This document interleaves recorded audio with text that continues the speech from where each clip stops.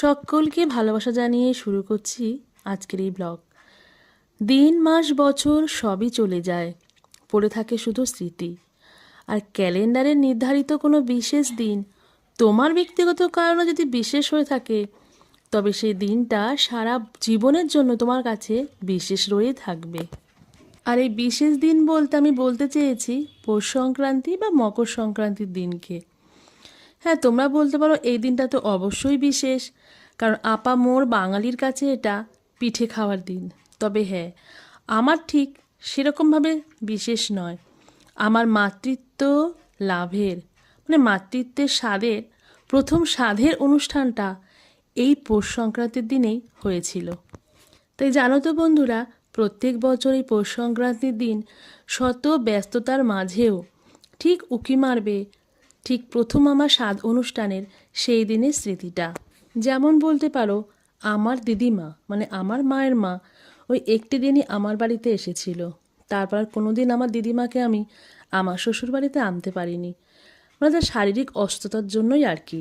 তাই সাংসারিক জীবনের মধ্যবেলায় মাঝে মাঝেই মনে হয় যে দিন চলে যায় হয়তো ভালো দিনগুলোই চলে যায়। এবার আসি এবারের পৌষ সংক্রান্তির দিনটা আমি কিভাবে কাটালাম। প্রতি বছর আমি পৌষ মাসে আমরাঙ্গা মা করুণাময়ী মন্দিরে যাই মাকে পুজো দিতে, আর এবার গিয়েছিলাম একদম পৌষ সংক্রান্তির দিন। প্রতি বছর অবশ্য আমার সাথে থাকে আমার দুই মেয়ে, কিন্তু এবছর দুই মেয়েকে ছাড়াই আমি একাই চলে গিয়েছিলাম। আর সত্যি কথা বলতে কি বন্ধুরা, আমার মধ্যে কেন জানি না একটা ভীতি কাজ করে। এ বাবা, যাবো না পুজো দিতে পৌষ মাসে, তাহলে যদি কিছু খারাপ হয়। তো এই মানসিক ভীতি নিয়েই আমি একাই চলে গিয়েছিলাম। ফিরে এসে সেই আপামোর বাঙালি গৃহবধূদের মতন ঢুকে গেলাম সোজা রান্নাঘরে। ওই যে পিঠে করতে হবে যে। চারটে খেয়েছি, চারটে। হ্যাঁ হ্যাঁ, এই কুকুরা পিঠে খায়। সত্যি কথা বলতে কি বন্ধুরা, এই পিঠে জিনিসটা একদম আমি পছন্দ করি না।